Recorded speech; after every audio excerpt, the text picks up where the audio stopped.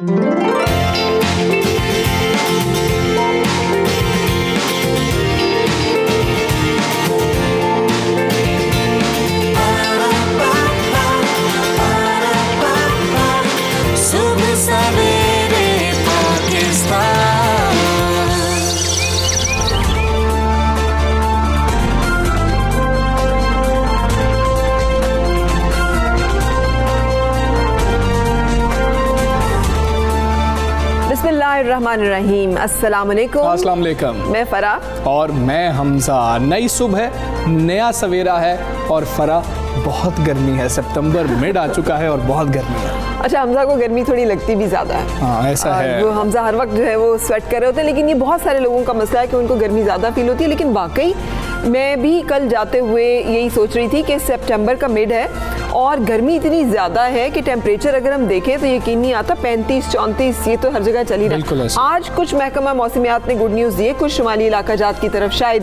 जो है अबरालूद हो जाए मौसम। और इसकी बहुत बड़ी वजह हमजा पता है क्या है? हमारे रवैये। हमने कंक्रीट जंगल बना दिए हैं अपने शहर। हमने हर जगह कोशिश की है कि हर जगह जो है ना उसमें ग्रीनरी खत्म कर दी जाए, इमारतें खड़ी करना, सड़कें बना दे, पुल बना दे, ओवरहेड ब्रिजेस बना दे। मुझे किसी की एक बात बहुत अच्छी लगी। इस्लामाबाद आपको पता है हमेशा से एक बड़ा खूबसूरत ग्रीन और एक जैसे कहना चाहिए साफ और शफाफ आबो हवा का और एक डिसिप्लिन शहर होता था। वहाँ पर भी बहुत सारी इस तरह की डेवलपमेंट्स हुई तो बताया गया कि यार इतनी खूबसूरत सड़क होती थी, इसके इर्द गिर्द ऐसे दरख्त होते थे। तो एक साहब जो बैठे हुए थे उन्होंने कहा कि अब देखें ना 5 मिनट में आप जो है वो सफ़र कर लेते हैं। तो जवाब आया कि उस 5 मिनट के उसमें आपने क्या बचा लिया है। अब वो 5 मिनट अगर ज़्यादा लग भी जाते थे तो कौन सा आप 5 मिनट जल्दी निकल आए, लेकिन वो जो नेचर, वो जो खूबसूरती हमने लूज़ की है, दैट कैन नॉट। यही हम क्लाइमेट चेंज की बात करते हैं और इसीलिए कहते हैं कि दरख्त लगाएं और जो लगे हुए दरख्त हैं उनकी हिफाजत करें। तो फरा, सबसे पहले टॉप स्टोरीज की जानिब चलते हैं। शरीफ खानदान की मुश्किलात में इजाफा। अल अजीजिया और एवनफील्ड रेफरेंसेस में नवाज शरीफ को गिरफ्तार करके पेश करने का हुक्म। ऑपोजिशन जमातों की हुकूमत गिराने के लिए एक बार फिर सफबंदी। 20 सितंबर को ऑल पार्टीज कॉन्फ्रेंस की तैयारियां जोरों शोर से जारी। गैस इंफ्रास्ट्रक्चर डेवलपमेंट केस, हुकूमत को वसूली में मुश्किलात। पंजाब हुकूमत के सरकारी खजाने की बचत के बुलंदोबांग दावे। बचत मुख्तलिफ इदारों की बजट कटौती या फिर फंड्स रोकने का नाम। तो जी, नवाज शरीफ ज़मानत और रिलीफ के मुस्तहिक नहीं है। इस्लामाबाद हाई कोर्ट ने यह फैसला सुनाया और शरीफ ख़ानदान की मुश्किलात में एक बार फिर इजाफा हो गया है। अल अजीजिया और एवनफील्ड रेफरेंसेस में नवाज शरीफ को गिरफ्तार करके पेश करने का हुक्म दे दिया गया। इस्लामाबाद हाई कोर्ट ने नवाज शरीफ की हाजिरी से इस्तिस्ना की दरख्वास्त मुस्तरद कर दी। उनके नाकाबिले ज़मानत वारंट गिरफ्तारी भी जारी कर दिए गए हैं और 22 सितंबर के लिए ये वारंट जारी किए गए हैं। अदालत का ये कहना है कि नवाज शरीफ का 8 माह में कोई इलाज नहीं हुआ। हुकूमत भी यही कह रही थी। और अगर अस्पताल से बाहर ही रहना है तो पाकिस्तान में क्यों नहीं, ये कहना था आला अदालत का। जस्टिस आमिर फारूक और जस्टिस मोहसिन अख्तर कियानी ने अल अजीजिया और एवनफील्ड रेफरेंसेस में नवाज शरीफ की सजा के खिलाफ अपील की समाअत की। साबिक वज़ीर आज़म के वकील ख्वाजा हारिस ने दौरान दलाइल ये कहा कि नवाज शरीफ इलाज के लिए बैरून मुल्क गए, इलाज मुकम्मल होगा तो फिर ही वापस आएंगे। वो बीमार हैं, जो मेडिकल रिपोर्ट्स में वाज़े देखा जा सकता है। जस्टिस मोहसिन अख्तर कियानी ने रिमार्क्स दिए कि जमानत लेके बाहर जाने वाले नवाज शरीफ ने सर्जरी नहीं कराई, ना ही किसी अस्पताल में दाखिल हुए हैं। जस्टिस आमिर फारूक ने कहा कि हमारा नवाज शरीफ की जमानत का फैसला था जो गैर मुअस्सर हो चुका है। बिल्कुल, जमानत ख़त्म हो चुकी है और ये इंतहाई संजीदा मामला है। ये पूरे निज़ाम इंसाफ पर सवाल खड़े कर देगा। अदालत ने दलाइल सुनने के बाद अल अजीजिया रेफरेंस में नवाज शरीफ की सज़ा के खिलाफ अपीलों की कार्रवाई में हाजिरी से इस्तिस्ना की दरखास्तें मुस्तरद कर दी। मुस्लिम लीग नून के रहनुमाओं ने अदालती फैसलों पर क्या रद्दमल दिया, देखते हैं। फेडरल हुकूमत और प्रोविंशियल गवर्नमेंट ने दोनों ने डॉक्टरों के ज़रिए, मेडिकल बोर्ड्स के ज़रिए और सरकारी अस्पतालों के ज़रिए उनकी बीमारी की तशख़ीस को वेरीफाई किया और उनको बाहर जाने की इजाज़त मिली। शाहिद खाकान अब्बासी भी कुछ जो है नाला नज़र आए और वो भी यही बात कर रहे थे। उन्होंने क्या कहा, आपको सुनाते हैं। मुस्तंद डॉक्टरों की रिपोर्ट है, वो ये बताती है कि नवाज शरीफ साहब की जान को ख़तरा है, उनको इलाज की ज़रूरत है। जो ताख़ीर हुई वो कोविड की वजह से हुई। जैसे ही उनका इलाज मुकम्मल होता है वो इंशाअल्लाह पाकिस्तान आएंगे, अदालत के सामने पेश होंगे कि जो उनकी अपीलें हैं वो चलती रहेंगी। सो ये कहना था मुस्लिम लीग नून के रहनुमाओं का, लेकिन इस हवाले से मुस्लिम लीग नून का मौक़िफ़ जानते हैं। सीनियर रहनुमा सेनेटर अब्दुल क़य्यूम साहब हमारे साथ हैं। अस्सलाम वालेकुम सेनेटर अब्दुल क़य्यूम, मैं आपसे जानना चाहूँगी कि मियाँ साहब अस्पताल में दाखिल क्यों नहीं हुए, क्योंकि अदालत का इस्तफ़सार जो है वो यही था कि ना वो अदालत में दाखिल हुए, ना कोई इलाज किया गया, ना सर्जरी हुई। मेडिकल रिपोर्ट्स जो हैं वो हॉस्पिटल की बजाय कंसल्टेंट की दी जा रही हैं, और एक ये भी इससे इंप्रेशन आया कि शायद मुस्लिम लीग नून ने इस केस को अच्छी तरह से परसू नहीं किया, अदालत को वो कन्विंस करने में नाकाम रही। आप क्या राय रखते हैं? देखें, मियाँ साहब की जहाँ तक बीमारी का ताल्लुक है वो तो बिल्कुल साफ जाहिर है, बिकॉज वो पाबंदे सलासल थे, उनके कंट्रोल में तो कुछ नहीं था, और हुकूमत ने ही अपने बोर्ड बनाए और उनके हाईएस्ट लेवल के ऊपर जो उनके डॉक्टर्स इन्वॉल्व हुए तो वो बाहर गए। तो इसमें तो कोई दो राय नहीं है कि उनके हार्ट का भी प्रॉब्लम है, उनको शुगर का भी मसला है, उनकी प्लेटलेट्स का भी उस वक्त मसला ज़्यादा सीरियस था, उनका किडनी का भी मसला है। तो इस वजह से वो ट्रैवल तो नहीं कर सकते जब तक कि डॉक्टर उनको परमिट नहीं करता।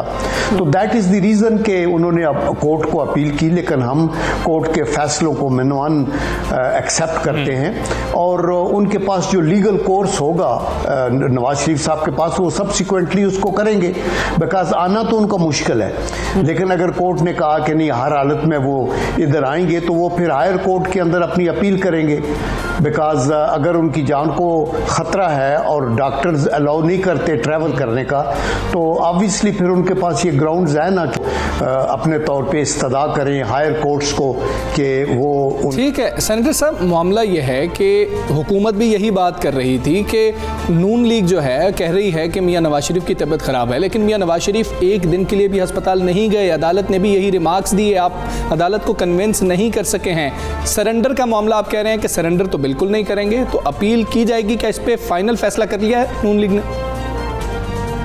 देखिए, I think in this short time frame अपने आप को अदालत के आगे इस तरह सरेंडर तो मेरे ख्याल में मुमकिन नहीं होगा। इस टाइम फ्रेम के अंदर हम अदालत के हर हुक्म को मानेंगे, और हम अदालतों का और जजेस का भी एहतराम करते हैं, और लेकिन ये ऑन ह्यूमैनिटेरियन ग्राउंड, चूँकि उनकी तबीयत ख़राब है और सेहत ठीक नहीं है, उसी वजह से वो बाहर गए थे, और वो द मोमेंट उनकी तबीयत ठीक होती है, द मोमेंट वो सफ़र करने के काबिल हैं, तो आप देखें कि उनका तो यहाँ एक बड़ा होम ग्राउंड के अंदर बड़ी स्ट्रॉन्ग बैकिंग है। सारी कैरेक्टर असैसिनेशन के बावजूद उनका वोट बैंक कायम है, उनका लोगों के दिलों के अंदर उनका अपना एक मकाम है।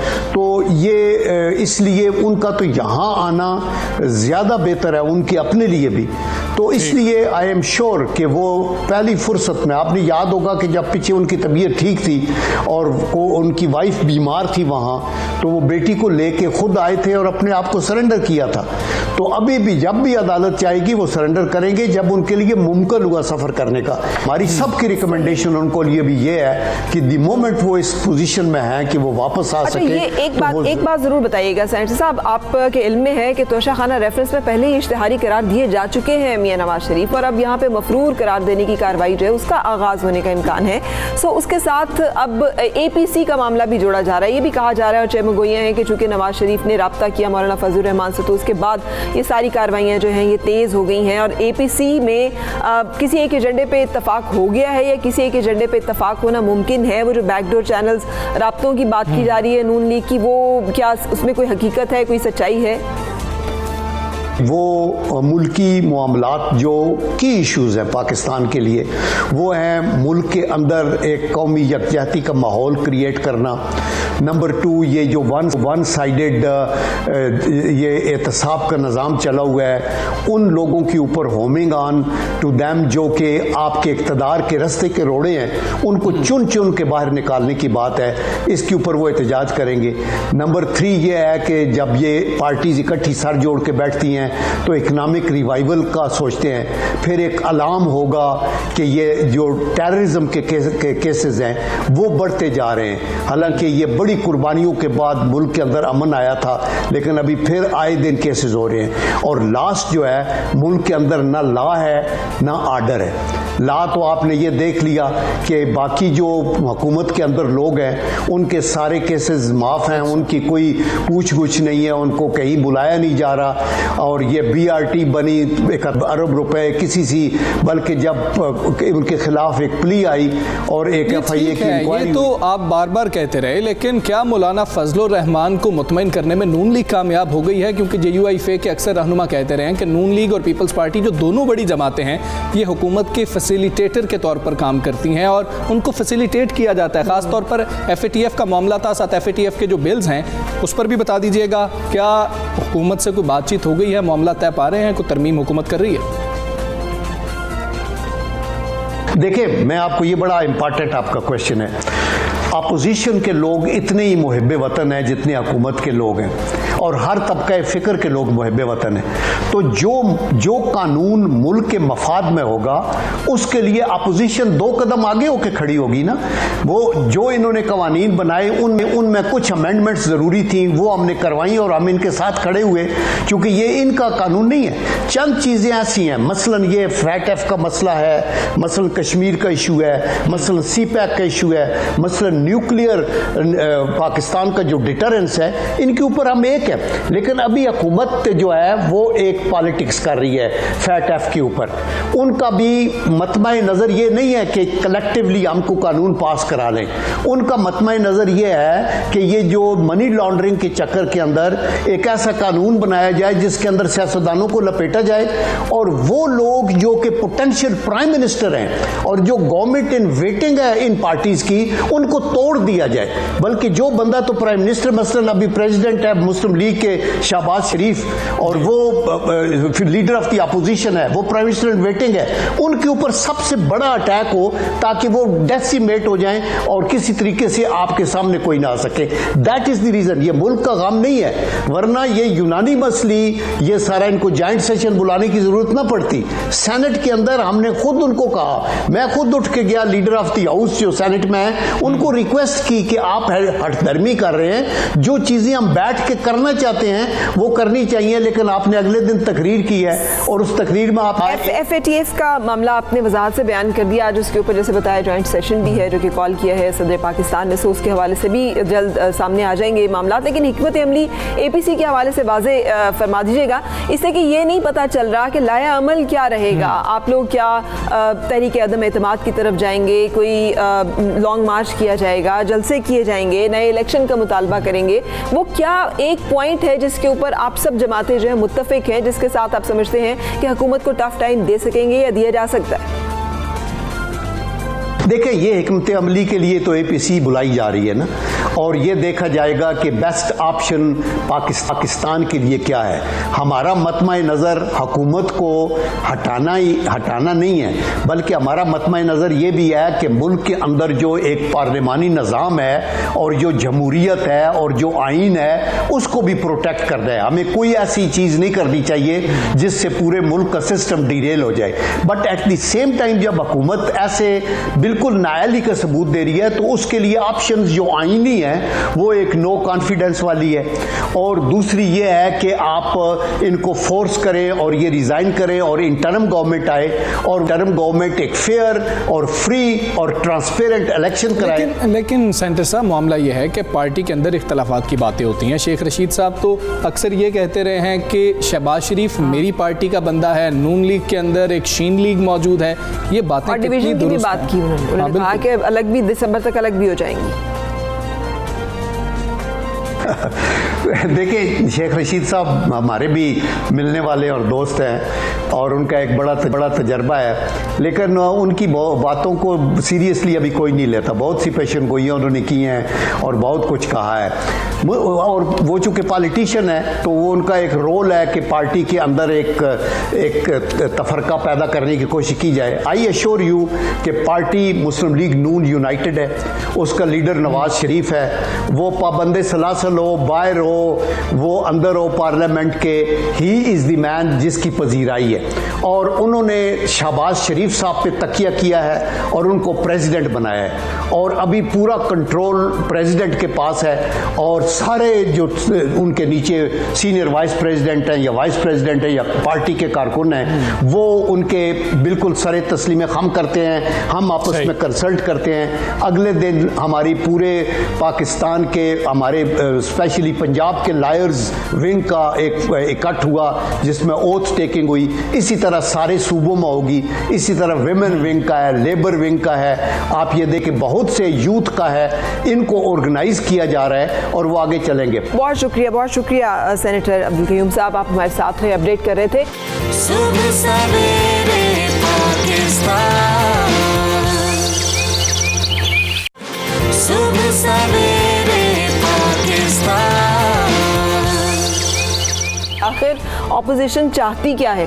क्या वाकई ऑपोजिशन जो है, जैसे वज़ीर आज़म का कहना है, जैसे हुकूमती जमातों का कहना है, कि कुछ प्रेशर डेवलप करके अपने कुछ मुतालबात तस्लीम कराना चाहते हैं, या वाकई उनकी जेन्युइन एक हिकमत अमली और वो चाह रहे हैं कि हुकूमत जो है उसका खात्मा किया जाए? इसके बारे में क्लैरिटी अभी भी नहीं है। और जिस तरह छोटी जमातें हैं वो वहीं पर क्वेश्चन करती हैं कि बड़ी जमातें ऐन मौके पर अलहदा हो जाती हैं। अमीर जमात इस्लामी ने भी ये बात कही। उन्होंने कहा कि नून लीग और पीपल्स पार्टी जब मौका आता है तब हमें धोखा दे जाते हैं, और ये बार बार किया जा रहा है। लेकिन देखते हैं एपीसी का मामला भी क्या बनेगा। बड़े अहम है हमजा इस मसले के हवाले से, जिसके ऊपर हम बात कर रहे हैं, जिसकी छोटी सी हिस्ट्री ये है कि जुलाई 2018 में इस्लामाबाद की एहतसाब अदालत ने एवन फील्ड रेफरेंस में साबिक वज़ीर आज़म नवाज शरीफ को 11, उनकी साहबजादी मरीम नवाज को 8 और उनके दामाद कैप्टन रिटायर्ड सफदर को 1 साल की कैद सुनाई थी। और 19 सितंबर 2019 को इस्लामाबाद हाई कोर्ट ने एवन फील्ड रेफरेंस में एहतसाब अदालत की तरफ से साबिक वज़ीर आज़म नवाज शरीफ, उनकी साहबजादी मरीम नवाज और दामाद कैप्टन रिटायर्ड को सज़ा जो सुनाई गई थी वो मुअत्तल करने का और तीनों की रिहाई का हुक्म दिया था। उसके बाद से ये डेवलपमेंट्स होती रही हैं। आपके सामने एक ज़मानत की दरख्वास्त की गई जो कि हेल्थ बेसिस पे थी, जो ग्रांट की गई, मुल्क से बाहर तशरीफ़ ले गए नवाज शरीफ साहब, और अब वापस आने का जब मामला है तो उसके बारे में ये समाअत की गई और उनकी उस बात को तस्लीम नहीं किया गया कि चूँकि वो नहीं गए हैं अस्पताल और इलाज नहीं करवाया गया, इसलिए उन्हें वापस आना होगा। इस हवाले से कानूनी अब टर्न पॉइंट्स क्या हैं वो जानेंगे हम। कामरान मुर्तज़ा साहब से, सीनियर लॉयर हैं हमारे साथ। अस्सलाम वालेकुम कामरान मुर्तज़ा साहब। कामरान साहब, कह दीजिएगा इस हवाले से कि इस अदालती फैसले के मियाँ नवाज शरीफ के केस पर क्या असरात मुरतब होंगे? मियाँ नवाज शरीफ साहब के पास इस वक्त कानूनी ऑप्शंस क्या मौजूद हैं? चैलेंज तो किया जा सकता है, मगर नॉर्मली ऐसा है कि जो इस तरह के दरमियानी अहकामात होते हैं सुप्रीम कोर्ट उसके अगेंस्ट जो है वो इंटरटेन नहीं करती पिटिशंस को। कोई एक्स्ट्राऑर्डिनरी बात हो तो देन इंटरटेन हो भी जाता है, मगर नॉर्मल जो है ना वो प्रोसीजर ये है कि दरमियानी अहकामात जो है वो चैलेंज हम नहीं करते और वो इंटरटेन भी नहीं होते। अब मुकदमे पे क्या असरात होंगे? नैब के कवानीन में अगर कोई शख्स पेश नहीं होता तो ये बजाते खुद एक ऑफेंस है। अगर विलफुल एब्सेंस है तो इसको भी जो है ना उसके अगेंस्ट यूज किया जा सकता है और इसको इनको एग्जामिन करना होगा क्या एपलेट स्टेज पे अगर कोई पेश नहीं होता तो क्या स्टिल जो है ना ये ऑफेंस है या नहीं है। इस एंगल से भी जो है नून लीग इसको एग्जामिन करे। और बाकी जाहिर है कि फिर उसके बाद जो है ना जब वारंट निकल आए हैं उनको प्रोक्लेम्ड ऑफेंडर अगर उनको परपेचुअल वारंट उनके इशू हो गए हैं तो उनके मसाइल में इजाफा होता जाएगा। ये मुख्तलिफ उसमें अदारों में जाएगा और उसमें उनके लिए मुश्किलात पैदा होंगी। तो मेरा पहले से भी व्यू यही था कि उनको आके इस प्रोसीडिंग को ज्वाइन करना चाहिए, आके एग्जेम्पशन ले लेते, अपना मसाइल में इजाफा होता जाएगा आपने फरमाया है, और कानूनी पेचीदगियों में भी इजाफा होगा। लेकिन अगर जैसे हमने अभी मौक़िफ़ लिया सेनेटर अब्दुल क़य्यूम साहब से और बाकी भी जो मुस्लिम लीगी रहनुमा मौक़िफ़ दे रहे हैं उसके मुताबिक नहीं नज़र आता कि नवाज शरीफ जो है वो जल्द वापस आएंगे, क्योंकि उनका ये कहना है कि उनके पास एक हेल्थ ग्राउंड है जिस मुल्क में वो मुकीम है, वहाँ की जो कानून है उसके मुताबिक उनके डॉक्टर्स जब तक उन्हें ट्रैवल की इजाज़त ना दें उन्हें कोई भी वहाँ से नहीं ला सकता। तो कानूनी पेचीदगियाँ आप क्या समझते हैं क्या पैदा होंगी और कितना उनका केस कमज़ोर होगा अगर मियां नवाज शरीफ वापस नहीं आते? कंसल्टेंट की रिपोर्ट को देखिए, इसमें चूंकि आप सबसे पहले देखिए कि एक अहम केस है और उस अहम केस को उसको ज़्यादा पॉजिटिव एविडेंस से जो है ना वो प्रूव करना होता है। वो कंसल्टेंट की रिपोर्ट के ऊपर इतना शायद उस तरह से रिलायंस मेरा ख्याल है कि मुमकिन नहीं होगा, क्योंकि इस वक्त सारी दुनिया की जो है ना नज़रें शायद इस केस पे होंगी पाकिस्तान में। तो उसमें जितना मामला जो है ना वो अहम होता है उसको दोनों तरफ से, पॉजिटिव साइड से भी नेगेटिव साइड से भी उसकी ग्रेविटी जो है ना वो बढ़ जाती है। तो उसको ज़्यादा एहतियात भी उसकी ज़्यादा करनी पड़ती है। तो मेरा ख्याल है कि इसको रिकंसिडर होना चाहिए मामलात को नून लीग की लीगल साइट्स पे दोबारा। जी ठीक है, कामरान साहब कहिएगा कि क्या नवाज शरीफ साहब के पास अब सरेंडर करने के अलावा कोई और ऑप्शन मौजूद है? अगर ऑप्शन अपील का हक मौजूद है तो क्या उस अपील के लिए मियां नवाज शरीफ को खुद आकर पेश नहीं होना होगा, पहले अदालत को सरेंडर फिर भी नहीं करना होगा? कानूनी ऑप्शन तो दो हो गए ना। एक तो ये कि इस आर्डर को चैलेंज किया जा सकता है, वो कि रेयर चांसेस हो जाते हैं दरमियानी अहकामात के लिए, और दूसरा ये कि वो आ जाए सरेंडर करें। सरेंडर करने के लिए जो है ना उसमें भी फिर आगे उनके पास मुख्तलिफ रास्ते निकल आते हैं। इसका मतलब ये ज़रूरी नहीं है कि उनको एयरपोर्ट पे आते सारी गिरफ्तार कर दिया जाए। वो आके उससे पहले एक अलग से पिटीशन फाइल करके वो ये कह सकते हैं कि मुझे गिरफ्तार न किया जाए, मुझे प्रोटेक्शन दी जाए। जी ठीक है, अपनी कानून हमारे साथ शेयर कर रहे थे कामरान मुर्तज़ा साहब, बहुत शुक्रिया। इसी मामले पर बात कर लेते हैं, सीनियर एनालिस्ट हामिद मीर साहब हमारे साथ मौजूद हैं। हामिद मीर साहब, बहुत शुक्रिया आपके वक्त का। हामिद मीर साहब कहिएगा, अदालत ने तो कह दिया कि गिरफ्तार किया जाए मियां नवाज शरीफ को और फिर पेश किया जाए। आपको लगता है कि नून लीग का मौक़िफ़ कुछ अब तब्दील हो सकता है, मियां नवाज शरीफ वापस आ सकते हैं? मुझे नहीं मालूम कि नून लीग का मौक़िफ़ बदलता है या नहीं बदलता और नवाज शरीफ साहब आते हैं या नहीं आते। मैं तो अपनी राय आपको दे सकता हूँ, क्योंकि जब पिछले साल नून लीग ने यह दावा किया कि नवाज शरीफ साहब की तबीयत बहुत ख़राब है और मेडिकल रिपोर्ट्स भी मीडिया को दी गई, मीडिया के साथ शेयर की गई, और मेडिकल रिपोर्ट्स यही कह रही थी कि उनकी तबीयत बहुत ख़राब है, और फिर उस वक्त अदालत ने भी कह दिया कि इनको बाहर जाना चाहिए, जो वफाकी काबीना है उसने भी कह दिया जाना चाहिए। तो सारे कह रहे थे कि इनको बाहर जाना चाहिए, तो मीडिया भी कह रहा था इनको जाना चाहिए, और 4 हफ्ते के लिए भेजा गया था उनको। तो अब तो 4 हफ्ते तो दूर की बात है, 4 महीने से भी ज़्यादा, बल्कि 6 महीने से भी ज़्यादा वक्त हो गया। तो अब अगर आज उनके वकील ने अदालत में ये कहा जी कि उनको हाज़िरी से मुस्तस्ना करार दिया जाए और अदालत ने उनकी दरख्वास्त मुस्तरद करके उनको इश्तिहारी करार दे दिया है, तो अब नवाज शरीफ साहब को वापस आना चाहिए। सब एक और बात बताइएगा, कानूनी पेचीदगियां तो होंगी, जाहिर है इसके जो मुकदमात हैं और ये जो मामलात हैं, लेकिन सियासी सेटबैक क्या होगा? क्योंकि एक बहुत बड़ी सियासी जमात जो है उसके रहनुमा है नवाज शरीफ, अगर वापस नहीं आते तो नून लीग को क्या मुमकिन नुकसान हो सकता है? इसका एक कानूनी पहलू है, एक इसका सियासी पहलू है। कानूनी पहलू ये है कि अगर नवाज शरीफ साहब पाकिस्तान वापस नहीं आते तो फिर उनका जो है ना, जो अदालत है वो उनकी जायदाद जब्त करने का हुक्म दे सकती है। तो अगर उनकी जायदाद जब्त हो जाएगी तो फिर एक नया चैप्टर खुल जाएगा, फिर वो जो हाई कोर्ट का फैसला होगा वो उसको सुप्रीम कोर्ट में लेके जाएंगे, और इससे जो पाकिस्तान तहरीक इंसाफ की क़यादत का एक नैरेटिव है कि नवाज शरीफ साहब जो हैं वो अदालतों से भाग गए हैं, वो उनको तक़वियत मिलेगी। और साथ ही आप जानते हैं कि कुछ दिनों में APC भी होने वाली है, तो उसमें फिर जो अपोजिशन पार्टीज हैं उनके लिए मुश्किल हो जाएगा नवाज शरीफ को हामिद मीर साहब, APC की आप कर रहे हैं, तो APC के हवाले से ही कहिएगा कि ये कहा जा रहा है हो सकता है मरियम नवाज जो हैं वो भी APC में शिरकत करेंगी। आपके पास कोई खबर है क्या मरियम नवाज APC में शिरकत करने जा रही हैं? और अगर मरियम नवाज शिरकत करती हैं तो ये भी बातें होती हैं कि APC की वेटेज में बड़ा फ़र्क पड़ जाएगा, क्या कोई फ़र्क पड़ेगा? ऑल पार्टीज कॉन्फ्रेंस जो है ना, उसमें शख्सियात को नहीं बुलाया जा रहा, उसमें पार्टीज़ को बुलाया जा रहा है। तो जहाँ तक मेरी इन्फॉर्मेशन है कि जो मुस्लिम लीग नून का जो डेलीगेशन होगा, उस डेलीगेशन की क़यादत शहबाज शरीफ साहब करेंगे। उस डेलीगेशन में कौमी असम्बली में जो मुस्लिम लीग नून के पार्लिमानी लीडर हैं ख्वाजा आसिफ साहब, वो भी उसमें शामिल होंगे, उसमें और भी रहनुमा शामिल हो सकते हैं। तो अगर मरियम नवाज भी इसमें शामिल हो जाती हैं तो उसमें कोई हर्ज की बात नहीं है। लेकिन आप जानते हैं कि आजकल तो मरियम नवाज की जो ट्विटर आईडी है उस पर हमजा शहबाज की उन्होंने तस्वीर लगाई हुई है। तो मेरा ख्याल है कि शहबाज शरीफ साहब जाएं या मरियम नवाज जाएं, एक्चुअली तो वो ऑल पार्टीज कॉन्फ्रेंस है, वहाँ पे मुस्लिम नून की रिप्रेजेंटेशन होनी है, तो कोई भी चला जाए रिप्रेजेंटेशन तो मुस्लिम लीग नून की होगी। बिल्कुल सही, रिप्रेजेंटेशन तो होगी, लेकिन ये भी बता दीजिएगा कि मुमकिन हिकमत अमली क्या है, क्या तय होने का इम्कान भी है, क्योंकि पाकिस्तान पीपल्स पार्टी जो है वो नहीं इस हक में नजर आती कि अभी हुकूमत का खात्मा किया जाए। इंटरिम सेटअप की बात की जा रही है, क्या ज़िमनी इंतखाबात में मामला तय हो सकते हैं, क्या सिर्फ जलसे जुलूस किए जाएंगे, सड़कों पर एहतजाज किया जाएगा, या इन हाउस तब्दीली, आपके ख्याल में क्या मुत्तफिक का कोई एक लाया अमल तय हो सकता है?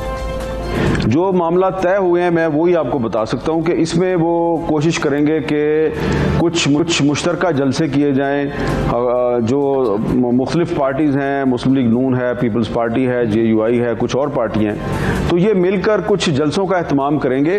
ये शायद ना कहें कि हम हुकूमत गिराने के लिए कोई तहरीक चला रहे हैं, तहरीक का शायद नाम ये ना लें, लेकिन कम अज़ कम जो मुझे पता है कि मुश्तरका जलसे ये ज़रूर करेंगे।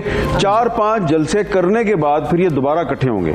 अच्छा। और 4-5 जलसों में ये अवाम का मूड देखेंगे और फिर शायद ये दोबारा APC करें और फिर ये अपनी असल हिकमत अमली का ऐलान करेंगे।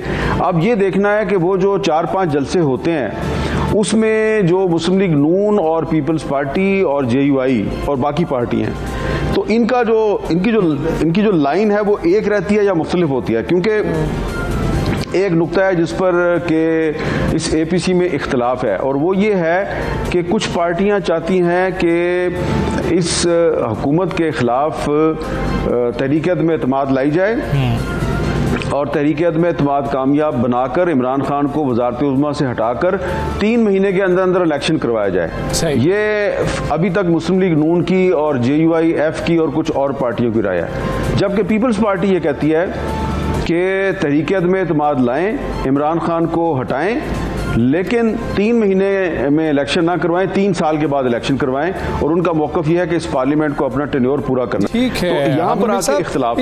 ठीक है हामिद मीर साहब, ये भी एक मामला है कि अपोजिशन की कारकर्दगी आप ऐसी देख रहे हैं कि अपोजिशन अभी तक तो मुत्तहिद होती हुई भी नजर नहीं आ रही है, और हुकूमती वज़रा से बात की जाए तो एक पॉइंट पे मुत्तफिक नहीं है, तो फिर बाकी, और हुकूमती वज़रा भी यही कहते रहे हैं कि हमें APC से कोई फ़र्क नहीं पड़ता, कि APC का कोई असर ही नहीं होगा। अपोजिशन की कारकर्दगी अब तक ऐसी है कि हुकूमत के लिए कोई ख़तरा हो। मसला ये है कि जो इमरान खान साहब की जो हुकूमत है, उनकी हुकूमत को अभी तक तो अपोजिशन ने कोई टफ टाइम नहीं दिया। इमरान खान साहब को अगर टफ टाइम दिया तो उनकी अपनी हुकूमत नहीं दिया टफ टाइम। इमरान खान साहब की हुकूमत के लिए सबसे बड़ा ख़तरा उनकी अपनी हुकूमत है, और जो अपोजिशन है वो इमरान खान साहब की हुकूमत की जो गलतियां हैं उसको एक्सप्लॉइट करती फिर रही है। जिस तरह के ये जो लाहौर में जो मोटरवे पे वाक़या पेश आया, कभी इसको वो एक्सप्लॉइट करते हैं, कभी शुगर क्राइसिस को वो एक्सप्लॉइट करते हैं, कभी किसी चीज़ को करते हैं। तो हुकूमत और अपोजिशन की कारकर्दगी एक जैसी है, दोनों की परफॉर्मेंस इतनी अच्छी नहीं है। बहुत शुक्रिया, थैंक यू हामिद मीर साहब हमारे साथ रहने के लिए और अपडेट करने के लिए। ये सूरत हाल हमें भले कौमी असम्बली का इजलास हो रहा हो, जैसे उन्होंने खुद कहा मोटरवे इंसिडेंट वहाँ पे भी नज़र आती है कि हर सियासी जमात जो है वो इस वक्त एक तज़ब्ज़ुब का शिकार है। हर कोई सेंसिटाइज तो ज़रूर है इस मामले पर, मैं मोटरवे इंसिडेंट की बात करें, लेकिन बयान जैसे शहबाज शरीफ साहब ने भी कल माफ़ी मांगी और उन्होंने भी इजहार अफसोस किया कि कहना नहीं चाह रहा था, तंग हो गया, वो कहना नहीं चाह रहे थे, उनका मतलब कुछ और था। लेकिन शीरी मज़ारी वहाँ पर उस फोरम पर अपने ही ऐवान में अपने ही स्पीकर के हंसने के ऊपर भी उनको बिल्कुल ऐसे एतराज़ किया। उन्होंने कहा कि उनके जो सेंटिमेंट्स हैं या उनके जो ख्यालात हैं या वो जिस एक अहम नुक्ते की तरफ इशारा कर रहे हैं उसे संजीदगी से नहीं लिया जा रहा। बिल्कुल ऐसे है। और हामिद मीर साहब ने हमें ये खबर दी है कि अपोजिशन जो है जल्द से जुलूस करने जा रही है, फिर आवाम को देखेंगे क्या रिस्पॉन्स है और अगली हिकमत अमली शायद उसके बाद होगी। कुछ दीगर मामला पर भी बात करेंगे, और एक ब्रेक की तरफ चलते हैं।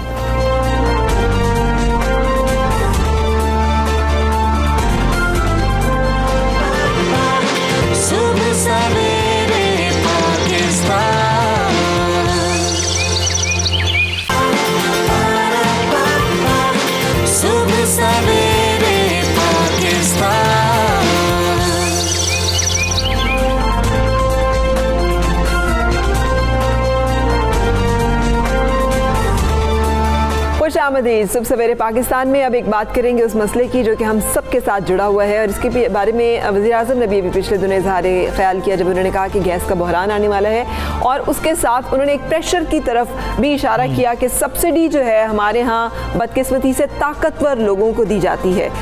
उनका बहुत सारे और अमूर के अलावा जिस एक मामले की तरफ इशारा था वो हम इस वक्त आपके सामने रख रहे हैं। हमारी हुकूमतें अवाम का दम भरती हैं मगर हाथ भी उन्हीं से कर जाती हैं। गैस इंफ्रास्ट्रक्चर डेवलपमेंट केस में इसकी एक वाज़ेह मिसाल है जिसमें अवाम से 416 अरब लेकर ख़जाने में ना देने वालों को 208 अरब रुपए माफ़ कर दिए गए।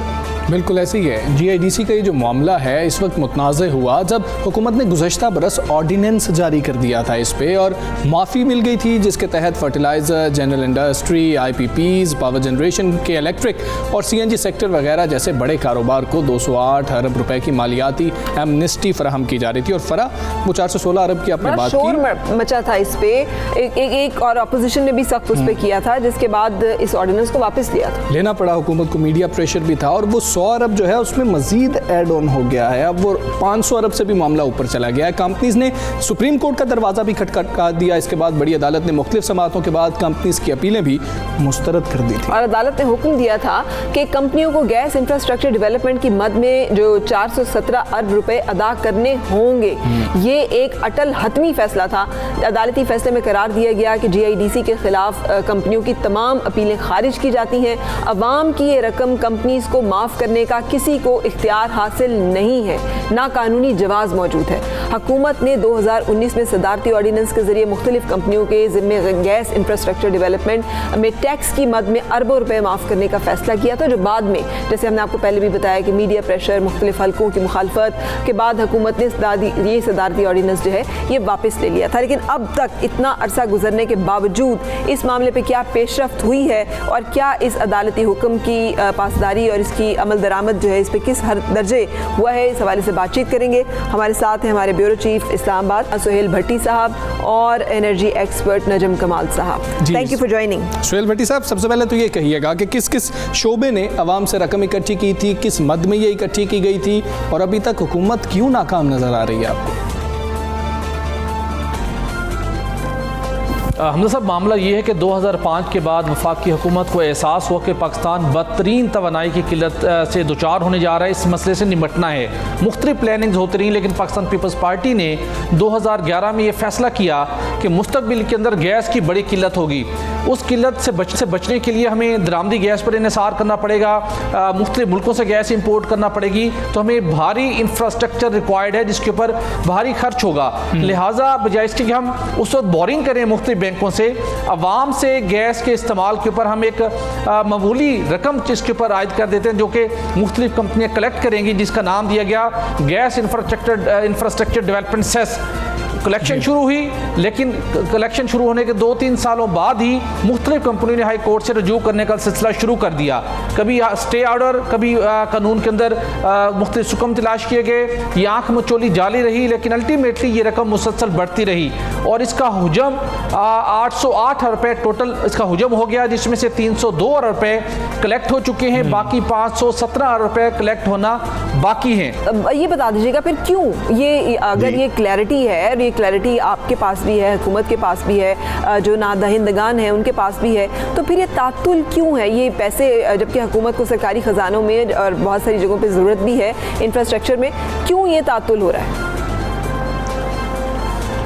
ये इस वजह से हो रहा है कि हुकूमत में खुद लोग मिले हुए होते हैं, और मैंने तो पिछले 50 साल से ये देखा है कि इस मुल्क में जब भी किसी किस्म की माशी इस्लाहात लाने की कोशिश की जाती है, एक हवा खड़ा कर दिया जाता है कि इस मुल्क से सरमाया फरार हो जाएगा। ये बिल्कुल कतन गलत चीज़ है, क्योंकि जिस किस्म के प्रॉफिट्स, जिस किस्म की फैसिलिटीज़ पाकिस्तान में और जिस किस्म के पैसे बनाने के पाकिस्तान में चांसेस हैं, वो दुनिया में कहीं और नहीं। ठीक है सर, भट्टी साहब फरमाइएगा। इस वजह से कोई पैसे लेके नहीं भागेगा। जी ठीक है, भट्टी साहब ये भी फरमाइएगा कि ये हमें जो बता रहे हैं कि नजम कमाल साहब के कोई पैसे लेके नहीं भागेगा, सब लोगों ने कारोबार यहीं पे करना है, लेकिन कहा जा रहा है कि हम खाद की कीमत में इजाफा कर देंगे, हम पैसे बढ़ा देंगे। तो अगर इस तरह का कोई मामला होता है तो उसका जिम्मेदार कौन होगा, और हुकूमत जो है वो प्रेशराइज क्यों इतना ज़्यादा हो रही है और इस मामले पर इनिशिएटिव नहीं ले पा रही?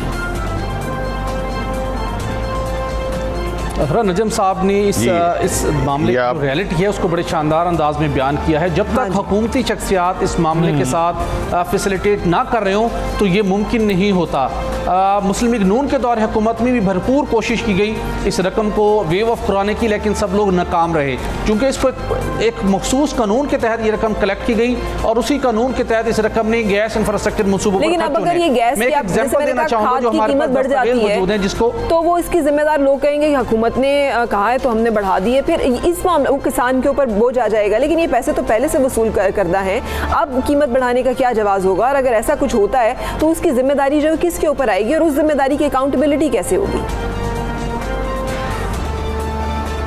फरा ये जिम्मेदारी हुकूमत पर आएगी। किसी सूरत खाद की कीमत मजीद नहीं बढ़ा सकते। दो कंपनियां हैं जिनके अकाउंट में ये रकम रिफ्लेक्ट हो रही है। एक जगह पे 61 अरब रुपए है एक कंपनी के पास, एक के पास 19 रुपए रकम है जो उन्होंने जमा करवानी है।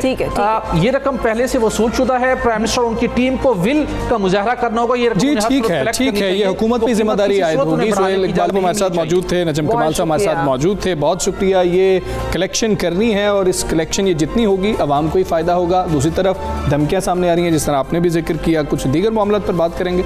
एक ब्रेक की जानिब चलते हैं।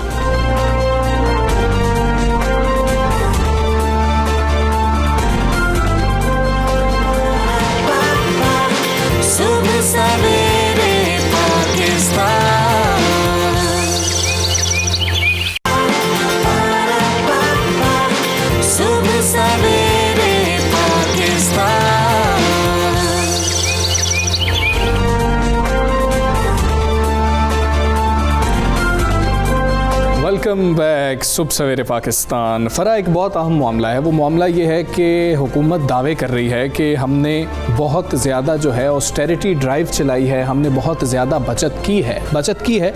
ये आदाद-ओ-शुमार भी बताते हैं, लेकिन मामला ये है कि कई ऐसी चीज़ों में बचत कर ली गई है जो हमारी ज़रूरत थी। खासतौर पर जो अभी 2 साल कारकर्दगी पंजाब की के हवाले से बात की गई ना, उसमें दावा भी किया गया कि हमने इतने बजट जो हैं वो बचाए।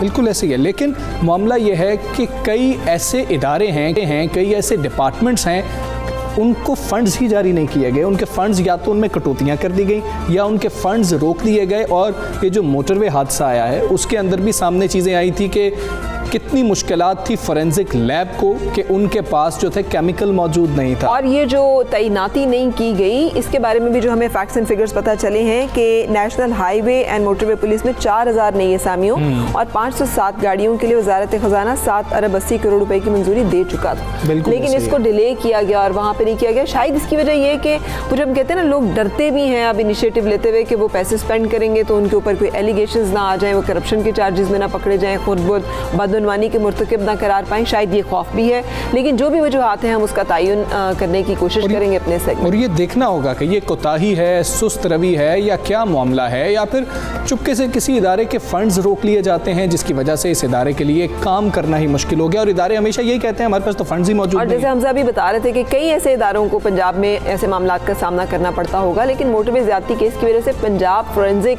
साइंस एजेंसी का जो लैब है ये मामला खुलकर सामने आ गया। हुआ ये कि खातून ज़्यादती केस में मुलविस मुलजिमों तक पहुंचने के लिए हुकूमत पंजाब ने करोल घाटी के तमाम रिहायशियों का DNA टेस्ट करवाने का फैसला किया था और आपके सामने हो गई, ये ऐलान भी आया था और वो एक बड़ी तादाद थी लोगों की, मगर DG पंजाब ने हाथ खड़े कर दिए और कहा कि एजेंसी के पास तो फोरेंसिक टेस्ट कराने के लिए केमिकल ही खत्म हो गया, जिसे खरीदने के लिए महकमा खजाना ने पैसे जारी नहीं किए। ये उस वक्त 11th आवर ये बात आ रही है सामने के पैसे ही नहीं है, हमारे पास केमिकल ही नहीं है। फिर मीडिया में शोर मचा तो वज़ीर आला पंजाब सरदार उस्मान ने फौरी तौर पर नोटिस लेते हुए फंड जारी करने के अहकाम जारी किए। बिल्कुल, और उसके बाद ही महकमा खजाना पंजाब की जानिब से 6 करोड़ 44 लाख रुपए के फंड्स जारी किए गए। मगर सवाल तो फिर वही है कि इतनी गफलत का मुजाहरा क्यों किया गया। और वो रेप केसेस जो ये तो मीडिया में हाईलाइट हो गया, अगर और लोग जा रहे थे तो वहाँ पे तो उन्हें टका से जवाब मिल जाता होगा कि हमारे पास तो केमिकल ही नहीं है, फोरेंसिक टेस्ट हो ही नहीं सकता। तो उन गरीब और उन मजलूम लोगों का जिनकी दादरसी नहीं है, जिन पे मीडिया में शोर नहीं मचा, उनका वाली वारिस और सरपरस्त क्या हुकूमत पाकिस्तान और रियासत पाकिस्तान नहीं? बिल्कुल इसी पे बात करते हैं। नदीम कुरैशी साहब हमारे साथ मौजूद हैं, पार्लिमानी सेक्रेटरी इत्तलात हैं। नदीम कुरैशी साहब बहुत शुक्रिया आपका। नदीम कुरैशी साहब, मामला ये है कि ऑस्टेरिटी ड्राइव की तो बात हुई, उसके बाद कई आदादोशुमार भी सामने आए जिसको बहुत ज़्यादा सराहा भी गया है, लेकिन ये डिपार्टमेंट्स के इदारों के फंड्स का मामला है कि उनमें कटौतियाँ कर दी गई। अभी मोटरवे केस का मामला आया, उसमें भी सामने आ गया कि केमिकल्स के लिए पैसे मौजूद नहीं थे। ऐसा क्यों हो रहा है? बिस्मिल्लाहिर्रहमानिर्रहीम। आप सबके सामने सूरत-ए-हाल रही कि कोविड ने पूरी दुनिया की इकोनॉमिक्स को डिस्टर्ब किया और बिलखुसूस पाकिस्तान जैसे मुल्क में जहां हालात आपके सामने हैं कि हम किस तरह से एक स्ट्रगलिंग पोजीशन में थे इकोनॉमिकली, उन तमाम चीज़ों को जब डिस्टर्ब किया गया तो किसी जगह पर इस तरह का कोई वाक़या हो सकता है। लेकिन ओवरऑल मैं समझता हूँ ऐसा हर जगह पर नहीं है। बहुत सारी जगहों पर गैर जरूरी अखराजात को कट किया। ये गवर्नमेंट की, इमरान खान साहब की उस ऑस्टेरिटी ड्राइव का हिस्सा था। तो सर ये गैर जरूरी अखराजात की मद में आएगा फॉरेंसिक लैब को जरूरी टेस्ट के लिए केमिकल देना और उसके लिए फंड्स जारी करना? देखिए मैं आपको अर्ज करूं, ये जो जहाँ पे जरूरी फंड थे वहाँ कहीं किसी किस्म की कोई कटौती नहीं की गई। यहाँ तो सरकारी वसाइल का बेदरेग इस्तेमाल एक ऐसा शौक बना हुआ था, लगता था कि हम शहनशाह अकबर के दौर में जिंदा है। सर हम फॉरेंसिक लैब के हवाले से इस वक्त स्पेसिफिकली बात कर रहे हैं कि उसके फंड्स रोकने की वजूहत क्या थी? क्या वो मामला इतना अहम नहीं है आपके सामने है कि पूरे मुल्क में खासतौर पर पंजाब में इस तरह के केसेस ज्यादा हो रहे हैं और यही एक वाहिद जरिए जिसके जरिए से साबित किया जाता है कि मुजरिम जो है और तक पहुंचने के लिए राह हमवार की जाती है, वहां पर फंड्स ना मिलने की वजूहत क्या हो सकती हैं? देखिए मैं इस बात को नहीं मानता कि वहाँ को प्लान फंड रोके गए हों। बाज़ औक़ात सडनली कोई चीज़ ऐसी हो जाती है कि जिसको फौरी तौर पे गवर्नमेंट टेकअप कर लेती है। जैसे ही चीफ मिनिस्टर पंजाब के नोटिस पे ये बात आई तो फौरन फंड का जी ठीक है। नदीम कुरैशी साहब, सेफ सिटी प्रोजेक्ट के ऊपर भी ऐसे ही सवालात उठ रहे हैं कि फीस अदा नहीं की गई थी, कई कैमरे नहीं चल रहे हैं, ये मामला क्या है? क्या उसकी भी जरूरत नहीं थी? वो भी कुछ शाहाना इस किस्म के मंसूबे थे? आता है, गैर जरूरी अखराजात में आता है। मैं आपको एक चीज अर्ज कर दूं, हम एक बहुत बड़ी जद्दोजहद से गुजर रहे हैं। हमारा जो सिस्टम था, मैं आज भी इस बात पर डिबेट करने के लिए तैयार हूं कि जो एग्जिस्टिंग सिस्टम जिसमें अभी भी हम हैं, ये नहीं कहता कि पाकिस्तान तहरीक इंसाफ की गवर्नमेंट ने 2 साल में सिस्टम को बिल्कुल बदल दिया। हम चीजों को डे बाई डे इम्प्रूव करने की तरफ जा रहे हैं। यही वो पॉइंट्स थे जो हमें ये बताते थे कि हमने अगर इस सिस्टम में रहना है तो फिर तबाही हमारा मुकद्दर होगी, और अगर हमें इस सिस्टम को चेंज करना है तो शायद कि हम मुहज़्ज़ब कौम की तरह आगे बढ़ सके।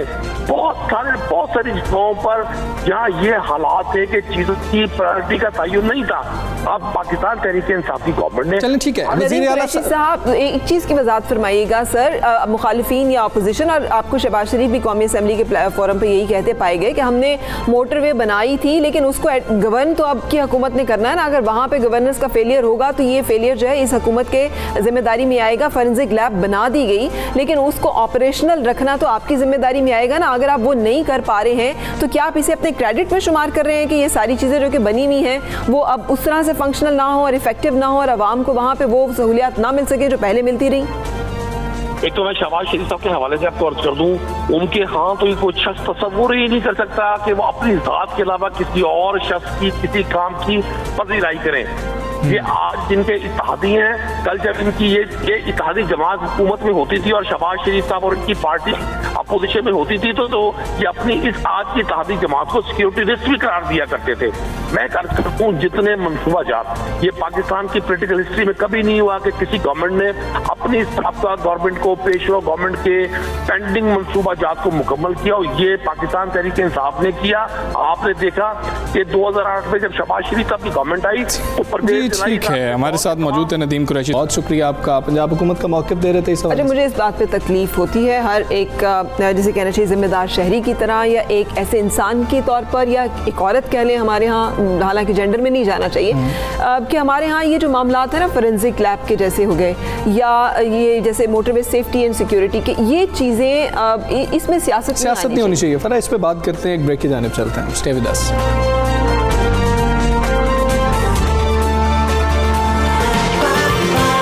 सुबह Saverey Pakistan,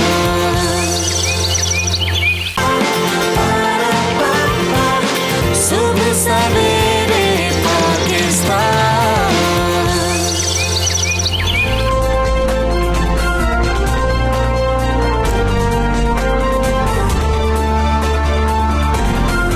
good morning and welcome back to Subah Saverey Pakistan. हम चलेंगे अपनी टॉप स्टोरीज की तरफ। मोटरवे ज्यादती केस, मुलजिम शफकत 6 रोज़ा जिस्मानी रिमांड पर पुलिस के हवाले। मुजरिमों को इबरत का नमूना बनाने की वज़ीर आज़म की तजवीज़ पर लोग क्या कहते हैं? पंजाब पुलिस की वर्दी तो बदल गई मगर किबला दुरुस्त ना हो सका। थानों में तशद्दुद से जी नहीं भरता, निजी टॉर्चर सेल बनाकर अपना शौक पूरा करते हैं। टिकटॉक पर मशहूर होने का जुनून, खातून ने शौहर की वफात की झूठी वीडियो सोशल मीडिया पर वायरल कर दी। जी सो इस हवाले से बात करेंगे। जो हमारी पहली टॉप स्टोरी है, 7वां दिन हो चुका है। 7 दिन हमजा अफसोसनाक वाकया था। 7 दिन इंतहाई अफसोसनाक वाकया। वो तो वाकया तो जितना दिलखराश है सो है ही, उसके ऊपर तो पूरी कौम जिस तरह से सोगवार भी रही है और जिस तरह से अफसरदा, और उसके साथ साथ जो एक फ्रस्ट्रेशन का एलिमेंट रहा वो तो है ही।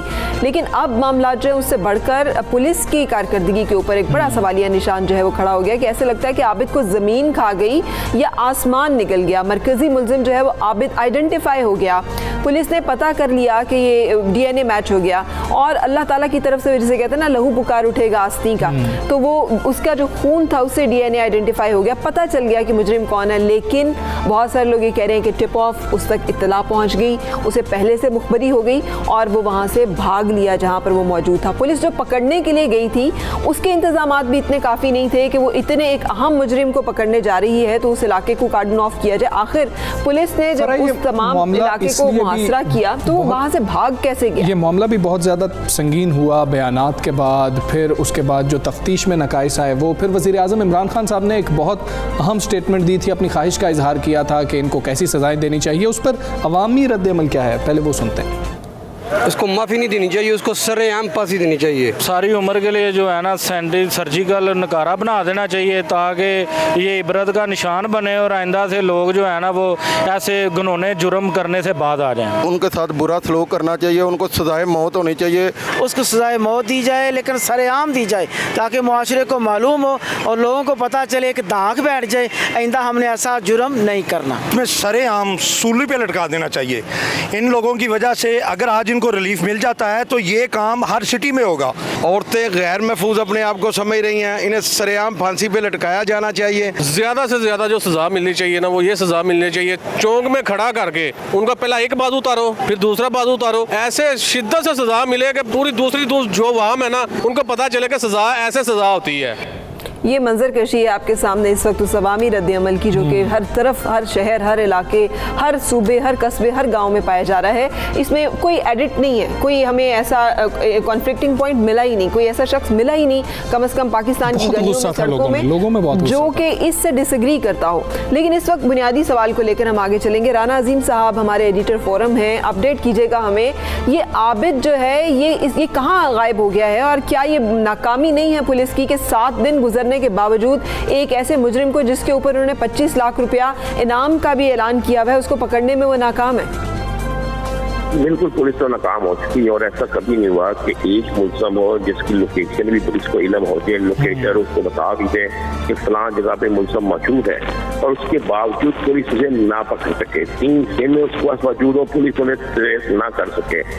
उसके कितने ठिकाने हैं उस पर पुलिस ना पहुंच सके, सारा खानदान गिरफ्तार किया और पुलिस ना पहुंच सके। ये पाकिस्तान की तारीख में पहली दफा हुआ है। लेकिन आप तो आपके प्रोग्राम में एक लेटेस्ट चीज देते हैं कि पुलिस को किसी एक अहम तरीन शख्स की तरफ से ये पैगाम क्या है कि शख्स कहते हैं पुलिस के अंदर जो होता है, जो पुलिस के एक साबिक जो अफसर है उसकी तरफ से, कि अगर ये आफत पेश हो जाता है जिस तरह वकार पेश हुआ, जिस तरह अब्बास पेश हुआ, कि आफत अगर पेश हो जाता है तो उसे मारा नहीं जाएगा, केस किया जाएगा और उससे वो अपने आप को साबित करेगा और पुलिस साबित करेगी कि गुनाहगार है, वो साबित करेगा कि मैं बेगुनाह। ये तो अदालत की तरफ से भी आया है ना कि बालाए अदालत जो है वो कोई कदम नहीं उठाया जाना चाहिए। लेकिन साहब एक अहम मामला ये है कि आबिद के हवाले से मसला क्या है, ये बातें सामने आती हैं कि उसको पहले ही इत्तला हो जाती है, पुलिस ये कार्रवाई करने वाली है, क्या ये बात दुरुस्त है? और दूसरी चीज़ उन खातून के हवाले से आ रहा है कि उनका भी बयान अभी तक मुकम्मल रिकॉर्ड नहीं हुआ, क्या ये बात दुरुस्त है?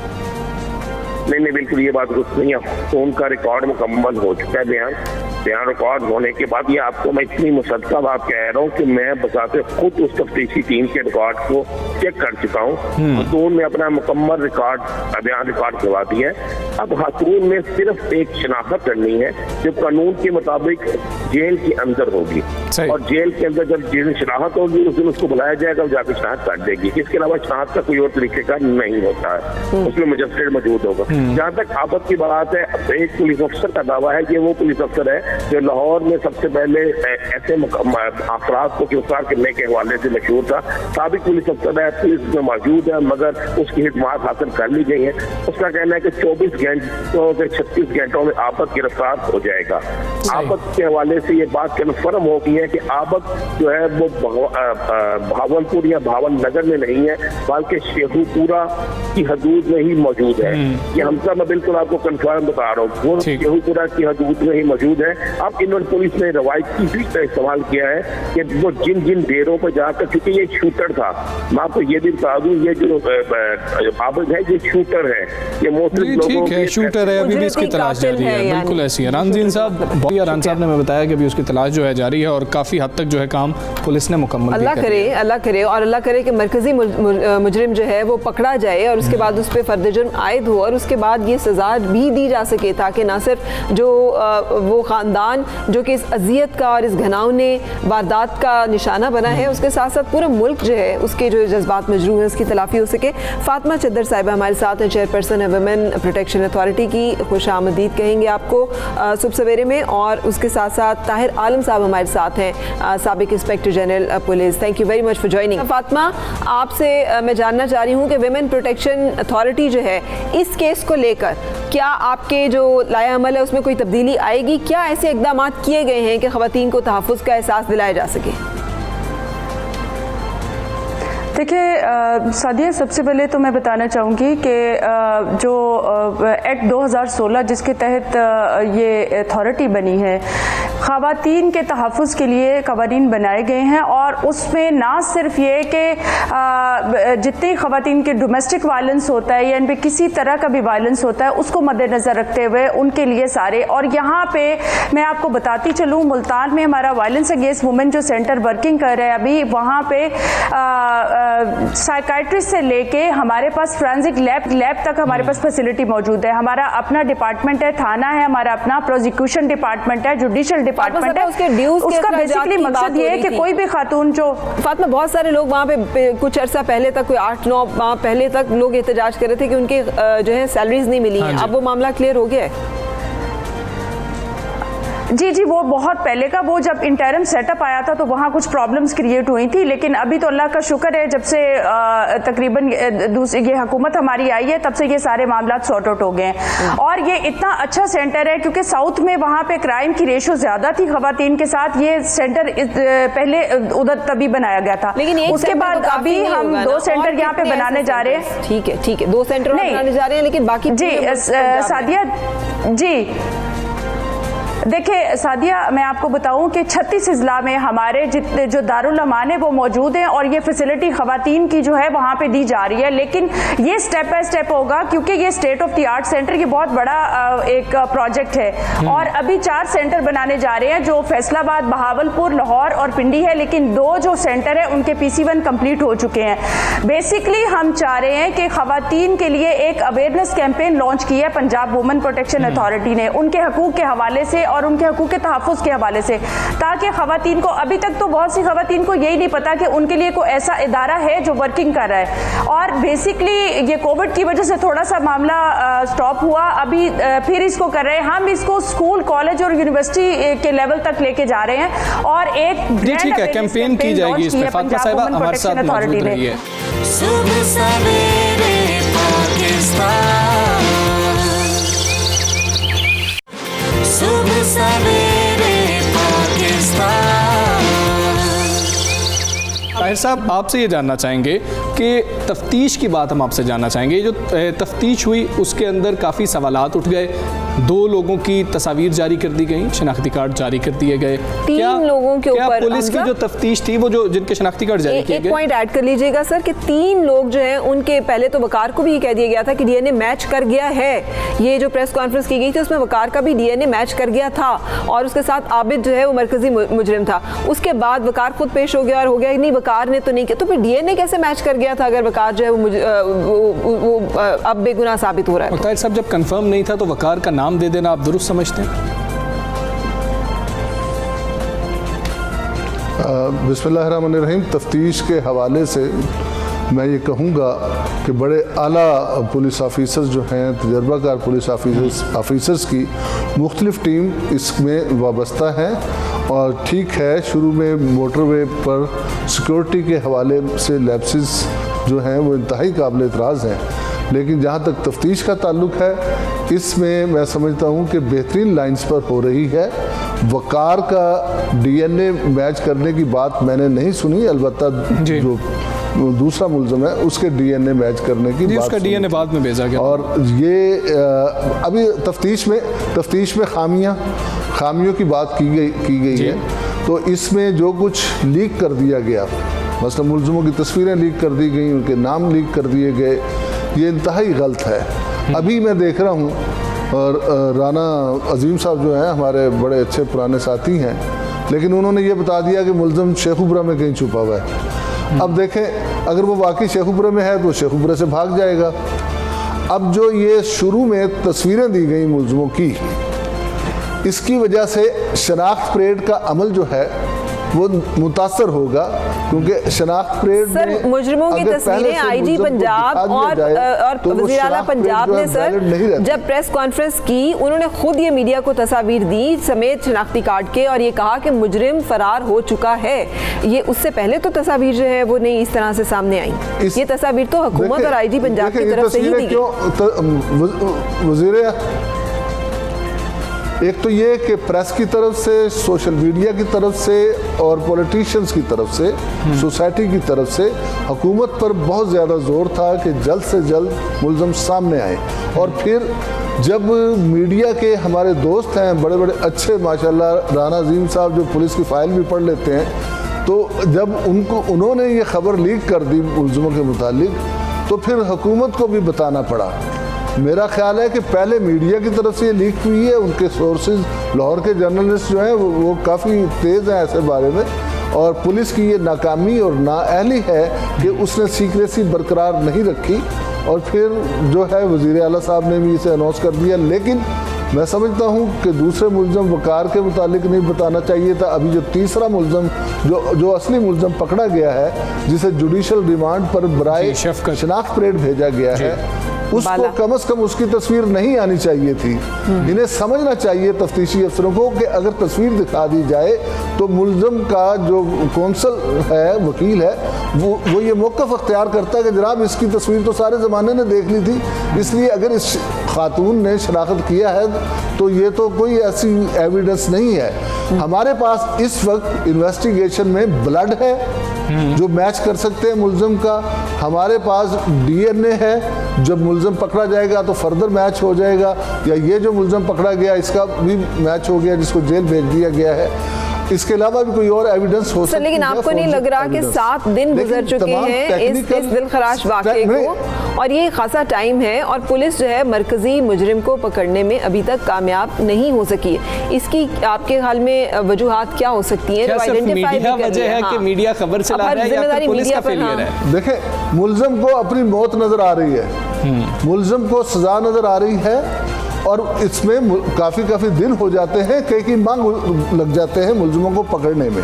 मुझे उम्मीद है कि पंजाब पुलिस, लाहौर की पुलिस इसे पकड़ लेगी, मुल्ज़म कहीं नहीं जाएगा, ये हर सूरत में पकड़ा जाएगा। अब इस वक्त मसला जो है वो ये है कि क्या हमारा क्रिमिनल जस्टिस सिस्टम इन मुल्ज़मों को कैफरे किरदार तक पहुंचा सकेगा, क्या इन्हें कैपिटल पनिशमेंट मिल सकेगी?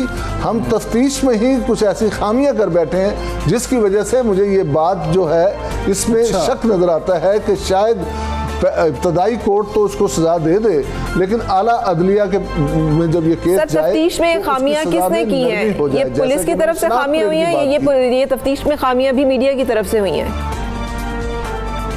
पुलिस की सबसे बड़ी खामी यह है कि वो सीक्रेसी कायम नहीं रख सकी तफ्तीश में, उसको प्रेशर सहना चाहिए था।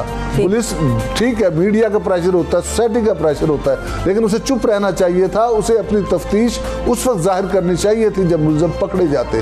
बेशक उसमें उसको तनकीद बर्दाश्त करनी पड़ती, उसका हौसला नहीं था। अभी राना अजीम साहब ने ठीक है सर, राना अजीम साहब ने अभी शनाख्त परेड की बात की है, मैं थोड़ा सा एक बात करता जाऊँ, मैं थोड़ी सी बात करना चाह रहा हूँ। देखें, एक खातून को आप जेल में भेजेंगे, मुल्ज़मों की एक लाइन खड़ी हुई होगी, जिनमें से वो शनाख्त करेगी 10-12 मुलजमों में से कि ये मेरे मुलजम है, तो ये तरीका ही फरसूदा है।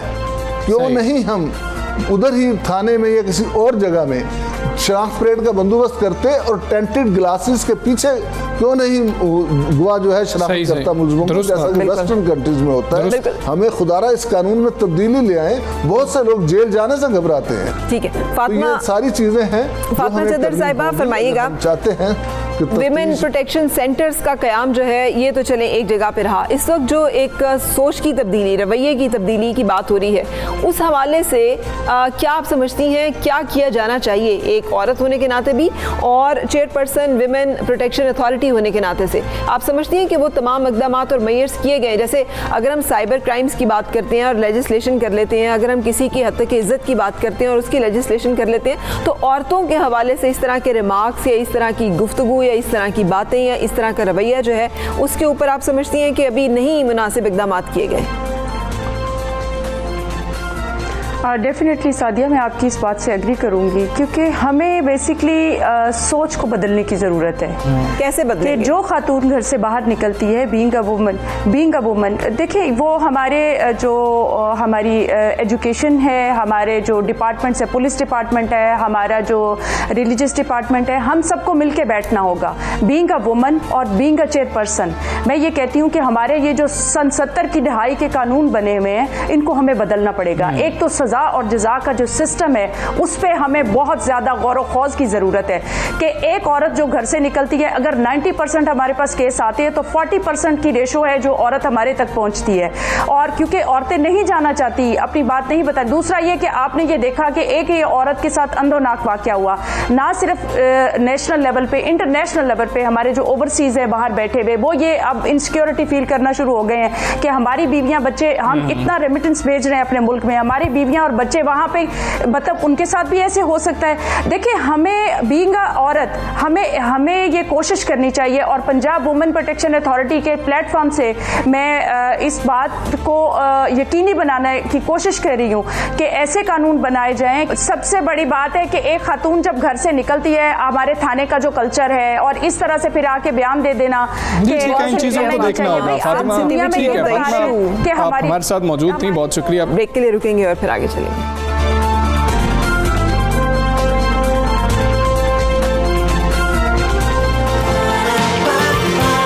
सुबह सवेरे पाकिस्तान,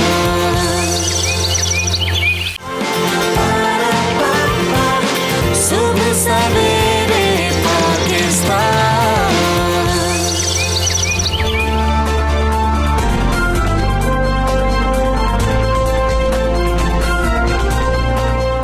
खुशामदीद, आप देख रहे हैं प्रोग्राम सुबह सवेरे। आपके इल्म में होगा कि कोई भी वाकया ऐसा हो जो कि पूरी कौम को झंझोड़ के रख दे, जिसमें हम सब जो है तकलीफ महसूस करें, तो एक बहस लाहासिल शुरू हो जाती है और हमेशा ही शुरू होती है, और फिर वो बहस बगैर किसी, जिसे कहना चाहिए ना, हल के ख़त्म भी हो जाती है, और फिर हम भूल जाते हैं और फिर आगे चल पड़ते हैं। ये बहस होती है जब भी कोई ऐसा वाकया रिपोर्ट होता है तो कहा जाता है कि फहाशी बढ़ रही है, माशरे में बेरहमी बढ़ रही है, जिसकी वजह से इस तरह के वाकयात जो हैं उनकी तादाद में इजाफा हो रहा है। ये बात कितनी सही है या गलत, इस हवाले से भी बात करेंगे। लेकिन एक और बात जो बहुत अहम है, आपको याद होगा PUBG पे बैन लगाया गया था पिछले दिनों, कि ये एक ऐसी गेम है जो कि नौजवानों के जहन को मुतासर कर रही है, वो उनके अंदर एक मुतशद्दिद रवैया पैदा कर रही है। एक इसी तरह की ऐप और भी है जिसे TikTok का नाम दिया जाता है, और इसका जुनून कई कीमती जाने निकल गया है। पिछले दिनों आपके यकीनन इल्म में होगा कि एक टिकटॉकर जो है उसने गन के साथ वीडियो बनाने के शौक में गोली जो है वो खुद को लग गई थी। कई लोग सेल्फियां बनाते हुए जो है हादसात का शिकार हो गए हैं। यहाँ पे अपलोड करने के लिए वीडियोस, किसी मोरालिटी का ख्याल नहीं रखा जाता, किसी तरह के अखलाकी हदूद व क़यूद जो है वो नहीं सामने आते। इसी तरह का एक वाक़या जो है वो कल बहुत सारे लोगों के सामने आया, जिसने इस ऐप और इसको इस्तेमाल करने वाले लोगों की गैर जिम्मेदारी को हम सब के सामने उजागर किया। वो वीडियो क्या थी वो देख ले। बिल्कुल ठीक, उस वीडियो को पहले देखते हैं। अदनान की कॉल आई थी, उसने बोला आदिल का एक्सीडेंट हो गया, वो इस दुनिया में नहीं रहे। या अल्लाह, या अल्लाह, मेरे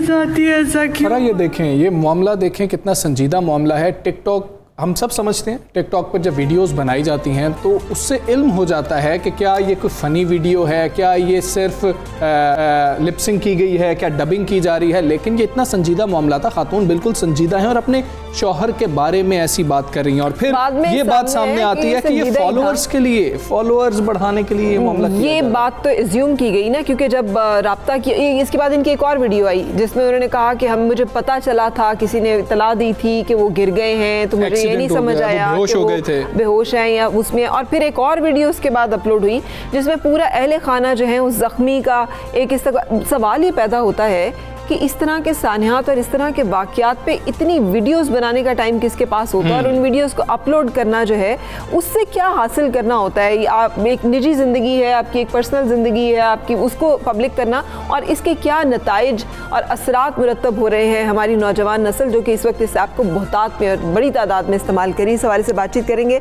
हिदना इकबाल जो कि हमारे नफ्सियात हैं हमारे। अस्सलाम वालेकुम हिदना, ये बताइएगा कि टिकटॉक जैसी ऐप्स जो हैं इसका क्या असरात मुरतब हो रहे हैं जो यूज़र्स हैं उनके ऊपर भी और जो इसको देखने वाले हैं उनके ऊपर भी, ख़ास तौर पे नौजवान नस्ल? अच्छा, सबसे पहले तो मैं ये बताना चाहूँगी कि ये जो प्रॉब्लम आप अभी मैं आपकी बात भी सुन रही थी और ये जो प्रॉब्लम है कि खातून ने फॉलोअर्स बढ़ाने के लिए इस तरह की एक बहुत अजीब किस्म की वीडियो जो है वो वायरल भी हुई और लोगों ने देखी भी। ये बात बेसिकली सोशल मीडिया इसमें इन्वॉल्व है। टिकटॉक एक एप्लीकेशन है, इसके अलावा जितनी भी सोशल मीडिया की एप्लीकेशंस है उसमें ज़्यादातर अगर आप देखेंगे तो इसी तरह के वाक़यात आपको नज़र आएंगे। लोग वायरल अपनी वीडियोस को करने के लिए, सब्सक्राइबर्स बढ़ाने के लिए, फॉलोअर्स बढ़ाने के लिए, लाइक्स लेने के लिए, शेयर्स लेने के लिए ये सब कुछ करते हैं। तो ये एग्जिस्ट शुरू से है। पहले लोग फिजिकली झूठ बोलते थे, लोग एक दूसरे के सामने झूठ बोलते हैं और उसको बेसिकली जो इसका रीज़न है वो ये है कि हमें सोशल अप्रूवल चाहिए होती है। सोशल अप्रूवल की खातिर हम अब ये एक तरीका कार ज़ाहिर है चूँकि अब दुनिया बदल गई है, टेक्नोलॉजी का दौर है, तो social media is a way to gain social approval. लेकिन पहले भी ये सब कुछ होता था।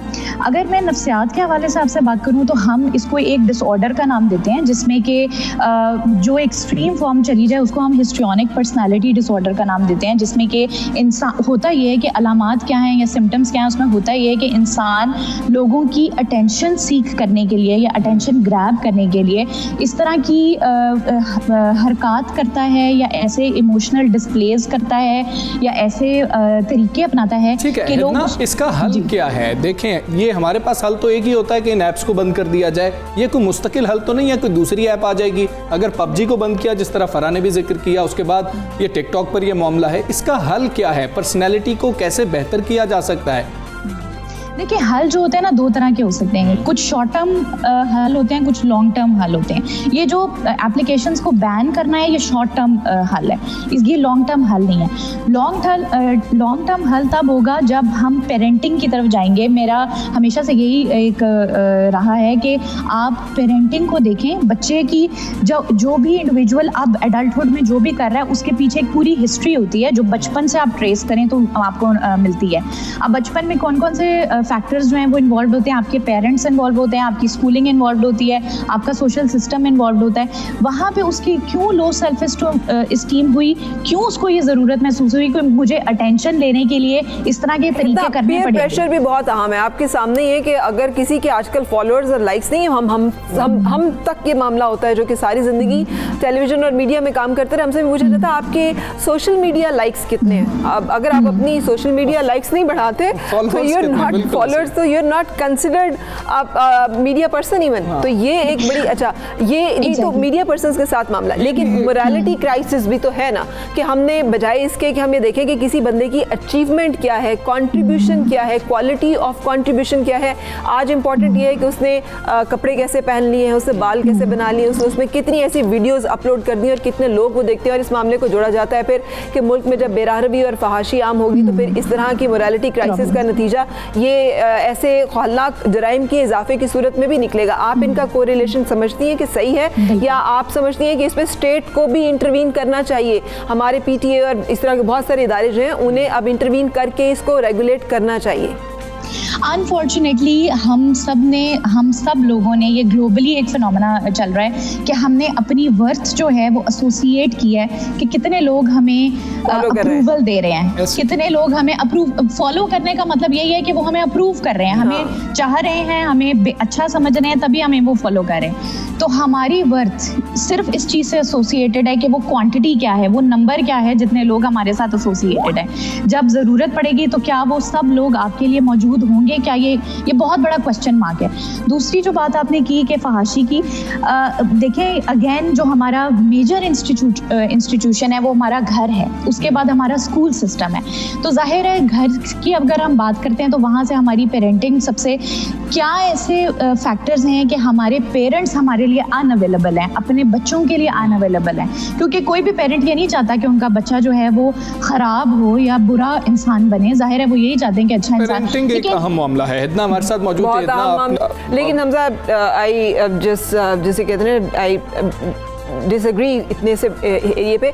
बाकी जगहों पे आप देखें तो स्टेट रिस्पॉन्सिबिलिटी बच्चों की सारी वालदैन के ऊपर नहीं डालती, बल्कि वालदैन की रिस्पॉन्सिबिलिटी को भी स्टेट मॉनिटर करती है कि आप ये जिम्मेदारी अच्छी तरह से निभा रहे हैं या नहीं निभा रहे हैं। और इस तरह के मामला जब ये इतने लेवल पे इंटरवीन करना हो जाए आपकी मोरालिटी को, आपके सोशल फाइबर को, सोशल स्ट्रक्चर को, तो मेरा ख्याल है कि ये जो इदारे हैं फिर इनका इंटरवेंशन बनता है। ये इसीलिए है कि जब एक मामला जो है वो बिगाड़ की तरफ चला जाए तो फिर उसको बेहतरी और उसको समार की तरफ लाया बिल्कुल ऐसी है। लेकिन वो शॉर्ट टर्म हल वही है कि ऐप्स बंद कर दें, लेकिन मोरालिटी के लिए फैमिली कल्चर जो हमारा अपना पाकिस्तान का कल्चर है वो बहुत अहम है। और हम उम्मीद यही करते हैं कि इस तरह की, हम पढ़ते होते थे कि शेर आया और जब शेर आया तब कोई मौजूद नहीं था, वो भी इसी तरह की एक बात थी कि इस तरह की झूठी चीज़ें आप करेंगे तो सोसाइटी आपकी बात का यकीन नहीं करेगी। उनके जो नेबर्स थे वो कह रहे थे इनके खिलाफ कार्रवाई की जाए। ऐसा नहीं होना चाहिए। मस्जिद में ऐलान करवा दिया गया कि वफात हो गई है और जनाजा होगा और ये वगैरह। अच्छा चलें अगली स्टोरी की तरफ चलते हैं।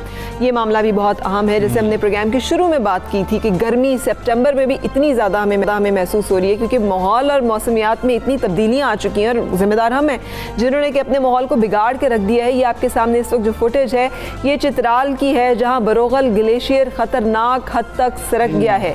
ये एक बड़ी जिसे खतरनाक बात है कि ग्लेशियर्स जो हैं वो अपनी जगहों से हट रहे हैं। ये सरक कर दरिया के करीब पहुंच चुका है। बिल्कुल ऐसा ही है। ग्लेशियर सरकने से पूरा चित्राल खतरे से दो चार हो गया है। इसी पर बात करेंगे कि ये कितना संजीदा मामला है, इस वक्त सूरत हाल क्या है।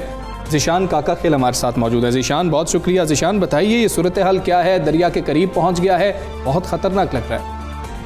जी हमजा, इस तरह है कि मौसमियाती तगैर के बायस हम देख रहे हैं कि जो खैबर पख्तूनख्वा के मुख्तलिफ अजला हैं वहाँ पर 700 से ज़ायद ग्लेशियर्स है, जिसमें जो है UNDP ने 40 ग्लेशियर्स को इंतहाई ख़तरनाक करार दिया गया है, जबकि 700 जो है उनको सिर्फ खतरनाक करार दिया गया है। ये जो ग्लेशियर्स है ये बरोगल में वाक़या है जो किसी भी वक्त फटने के बायस पूरा चित्राल इसकी वजह से सैलाब के जद में आ सकता है और इसके जानी और माली नुकसान का खर्चा पैदा हो गया है। ये मौसमियाती तगैर है जिसकी वजह से हम देख रहे हैं कि आए दिन इस तरह के मसाइल सामने आते हैं और वो सैलाबी सूरत हाल अख्तियार कर जाते हैं। इस हालिया बारिशों के नतीजे में भी सबसे ज़्यादा नुकसान जो है चतराल और कुमराट समेत दीगर इलाकों को पहुँचा है। अगर हम देखें तो न सिर्फ चतराल में बल्कि मलकंड, इस तरह स्वात और दीगर अजला में भी यही सूरत हाल है कि ग्लेशियर जो है वो सकड़ सकते हैं और जिसके बायस बड़ी तबाही। जी ठीक है। सुबह सवेरे पाकिस्तान, सुबह सवेरे पाकिस्तान। ये बात बहुत अहम है हमजा कि ये जो ग्लेशियर्स हैं ये बहुत बड़ी तादाद में पाकिस्तान के नॉर्दर्न इलाकों में मौजूद हैं।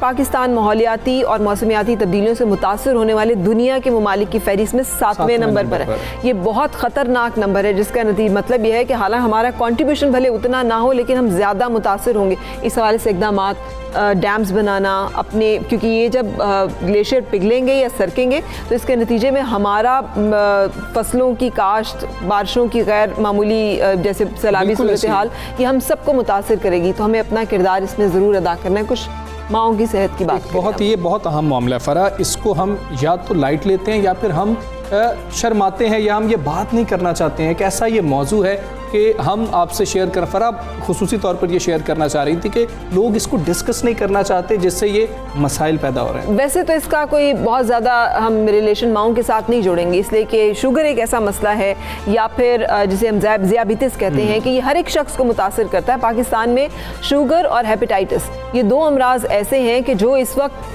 तकरीबन एपिडेमिक, बहुत ज़्यादा तादाद में लोग जो हैं वो इन अमराज से मुतासिर है। इसकी वजूहात क्या होती हैं और दौरान हमल ज़ियाबितिस जो है वो कैसे बच्चे को इफ़ेक्ट करता है और कैसे कंट्रोल किया जा सकता है, इस हवाले से हम बातचीत करेंगे। डॉक्टर उसामा, एंडोक्रिनोलॉजिस्ट, शिफा इंटरनेशनल हॉस्पिटल हमारे साथ हैं। अस्सलाम वालेकुम डॉक्टर उसामा। जी अस्सलाम वालेकुम, बहुत बहुत शुक्रिया मुझे लेने का। डॉक्टर साहब फरमाइएगा, ज़ियाबितिस होने की बुनियादी वजूहात क्या हैं? ये जो इकसाम कही जाती हैं ये क्यों इतनी ज़्यादा पाकिस्तान में अब बढ़ती जा रही हैं?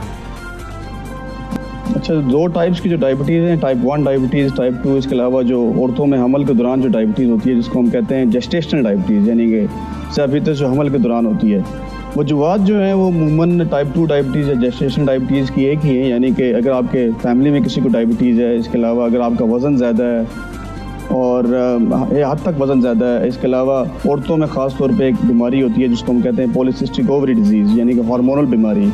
उसमें अमूमन डायबिटीज़ होने का हमल में और बाद में बड़ी उम्र में होने का डायबिटीज़ होने का चांस काफ़ी हद तक बढ़ जाता है। तो चूँकि पूरी दुनिया में जैसे कि आपको पता है कि मोटापा बढ़ता जा रहा है, ख़ास तौर पर पाकिस्तान जो है इस वक्त दुनिया में 4-5वें नंबर पर है मोटापे में, यानी ओबेसिटी में पूरी दुनिया में। तो लिहाजा ये भी एक बहुत बड़ी वजह है डायबिटीज़ होने की। डॉक्टर साहब फरमाइएगा किस तरह से इससे बचा जा सकता है और जो लोग इसका शिकार हो जाएं वो कैसे इसे रेगुलेट कर सकते हैं?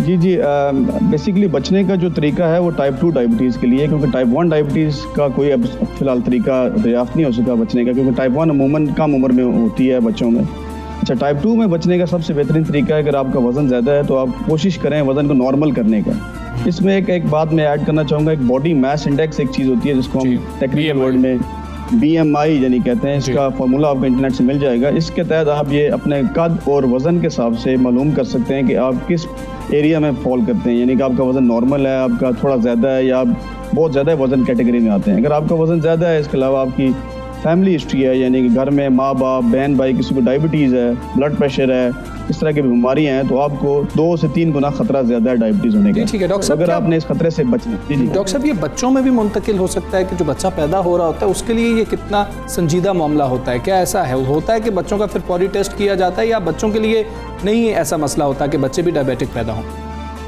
अच्छा, जिन औरतों को जेस्टेशन डायबिटीज़ यानी हमल के दौरान डायबिटीज़ होती है उनके बच्चों को फ़ौरन डायबिटीज़ नहीं होती, अमूमन उनको बड़ी उम्र में डायबिटीज़ होने का खतरा ज़्यादा है। जिस तरह मैंने पहले बताया कि 2 किस्मों की डायबिटीज़ होती है, टाइप 1 डायबिटीज़ और टाइप 2 डायबिटीज़। टाइप 1 अमूमन जिसम में इंसुलिन ख़त्म होने की वजह से होती है, उसका अमूमन औरतों में हमल में डायबिटीज़ होने से कोई ख़ास ताल्लुक अभी फ़िलहाल दरियाफ्त नहीं किया जा सका। उसको आप बचा नहीं सकते, अलबत्ता टाइप 2 को आप बचा सकते हैं अपने लाइफस्टाइल चेंज करके। डॉक्टर साहब, परहेज़ के बारे में तो आपने बता दिया, लाइफस्टाइल और बॉडी मास इंडेक्स पे आप काम करें, और इलाज क्या है? अगर कोई फैमिली हिस्ट्री है या कोई इसका शिकार है तो वो क्या करें?